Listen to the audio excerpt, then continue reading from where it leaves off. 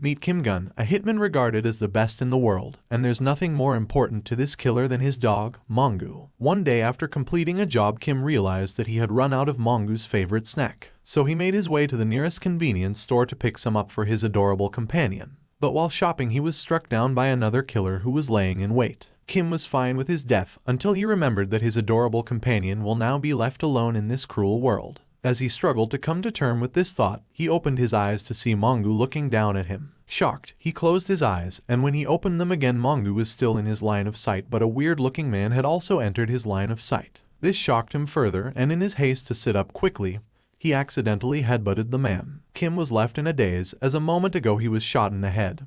He turned to Mongu to confirm that he was hallucinating. But before he could enjoy being reunited with his pal, the man from earlier approaches, stating that the savior has finally answered their call. Suddenly, a crowd of people dressed similarly erupted in cheer. Kim looked around in confusion. He had been in a lot of crazy situations, and worked with a rumored psychopath because of his job, but this definitely takes the cake. The bald man from earlier greeted and introduced himself as the first elder, D-Doc, of the Blood Fraternity. Furthermore, he asked Kim to dominate the Murim world for them. This rendered Kim speechless. Who the fuck is this Murim person? He thought to himself. This thought quickly faded as a more pressing matter came to mind. Where on earth am I? Sometime later, Kim learnt that this was not the world he knew. For unknown reason, he got transported to a place called Murim in another dimension. And apparently these weird bastards in front of him summoned him to dominate this so-called Murim. Much to the disappointment of the crowd, Kim thought they were completely insane.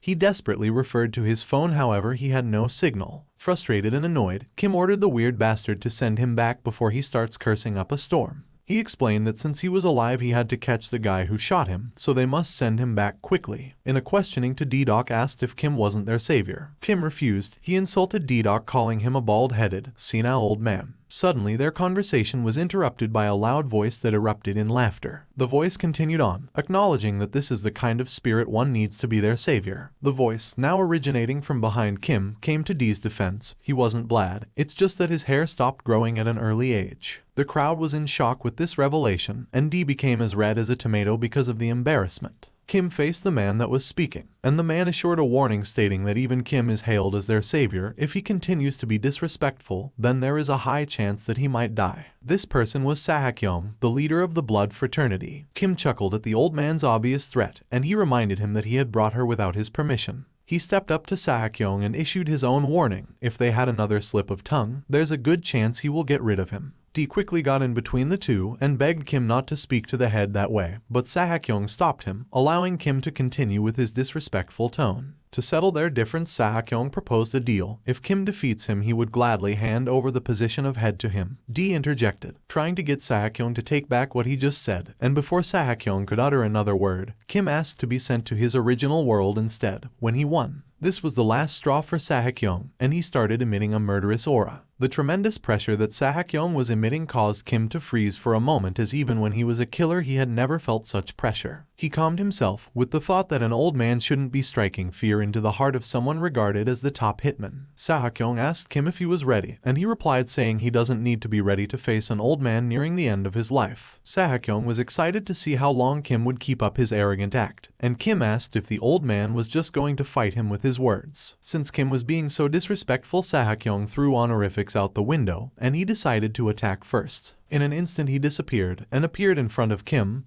Before Kim could even react, he was sent flying. And as he sat there, recovering from the attack, Sahakyong approached, asking how someone so weak can be their savior. Mongu came to Kim's defense, and he started biting Sahakyong's leg. Kim warned Sahakyong that if he did anything to Mongu he would kill him.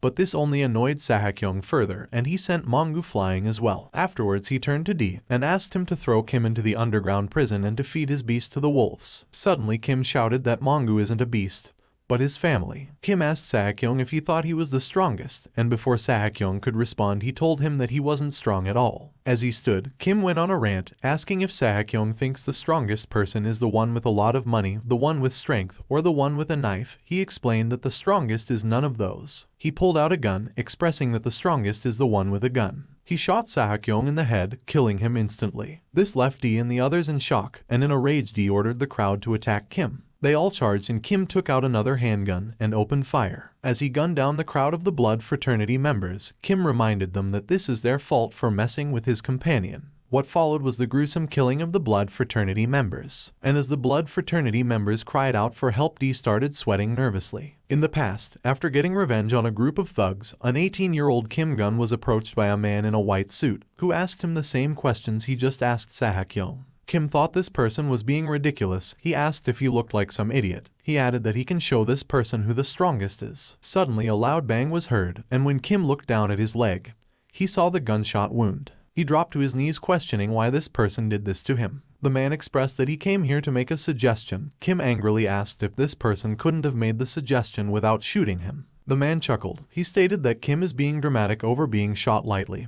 He pointed the gun at Kim's head and asked if it wasn't amazing that his life could be decided with a touch of his finger. Kim nervously asked what this person wanted from him, and the man asked Kim to work for him. In the present, after gunning down the Blood Fraternity members and shooting Dee in the shoulder, Kim approached him asking if he understands who the strongest man is now. In desperation, Dee shouted that he understands that Kim is the strongest, and that he will give him whatever he wants as long as he spares his life. Later, inside a building, we see Dee asking Kim if his seat was comfortable. Kim, who had been promoted to the sect leader of the Blood Fraternity, sat lavishly on the sect leader's seat. Mongu was also promoted to vice sect leader of the Blood Fraternity. Suddenly, Kim fired a shot that grazed Dee's ear. In frustration, he asked Dee when he asked to be the leader of their little cult. He demanded that he be sent back home so he can go deal with the bastard who shot him in the head. Dee bowed his head, explaining that he doesn't know how to send Kim back to his original world. Kim stepped down from the leader's seat, saying Dee should have said so earlier. He put Dee under gunpoint, questioning if he should have sent Dee to hell along with Sahakyo.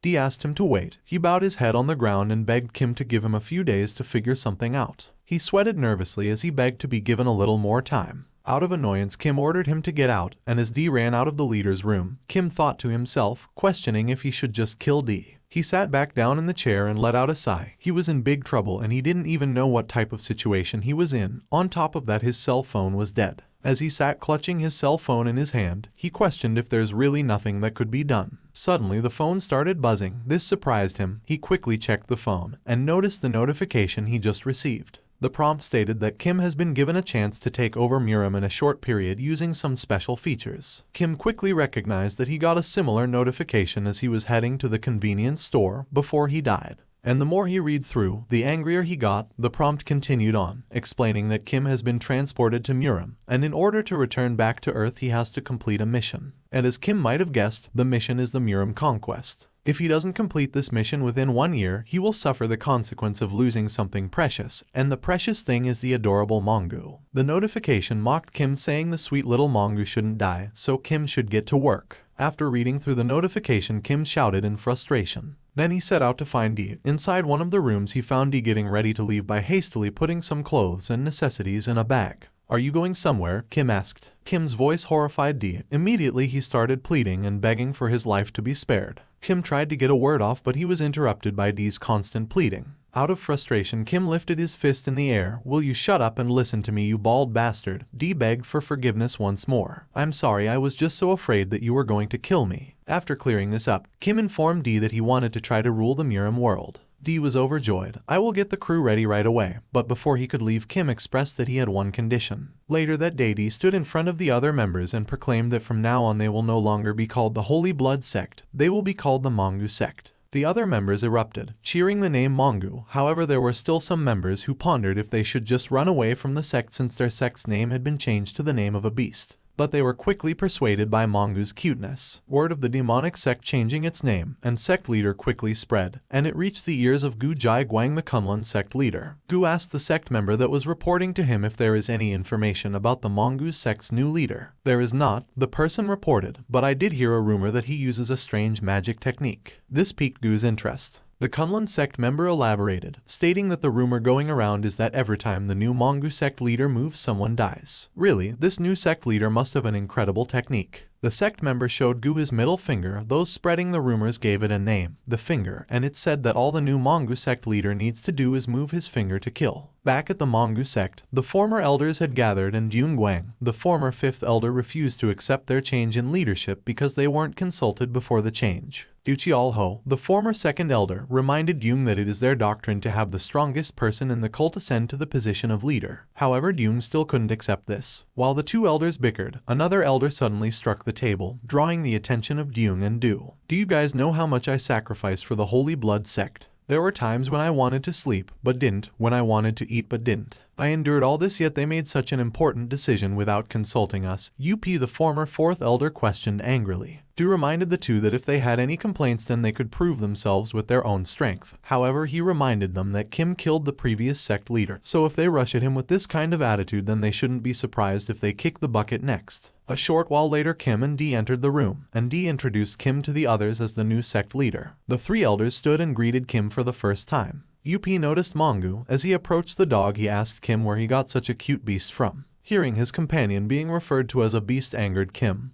He knocked to the ground. How dare you make fun of my companion? Kim issued a warning, saying that if opens his mouth around him again, then he will send him to the afterlife like the previous sect leader. To calm the tension in the air, Dee asked if they should get the meeting started, and he gave the floor to Kim, who had sat lavishly in one of the chairs. Kim explained that from now on they will begin to conquer the Murim world. However, if they do not accomplish this goal within a year's time, then all the elders will have to kill themselves. And if they all don't want to die right now, they better come up with a plan to conquer the Murim within a year. Conquering Murim within a year is impossible, so Do, as the 2nd elder, took it upon himself to say something. He lifted his hands, but before he could get a word off, Kim interrupted. Stop right there. You look like the type of person who is going to tell me that conquering Murim within a year is impossible. Du expressed that it was the truth, however Kim wouldn't accept that. Dyung suddenly struck the table. I tried to be respectful, but the more I listen the angrier I feel. You bastards made the decision to appoint this bastard as the new sect leader without even discussing it with us elders first. Dee tried to calm things down, but Dyung continued.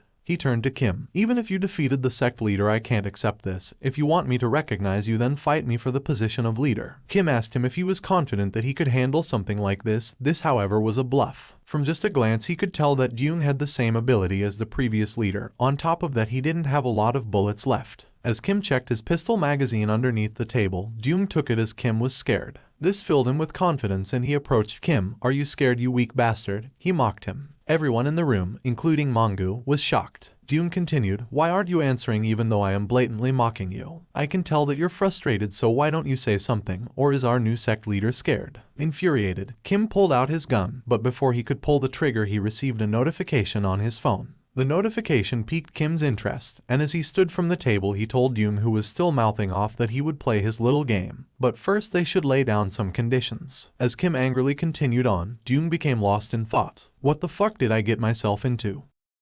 Thanks for watching. If you enjoyed the video, then watch another one. Also, don't forget to like and subscribe.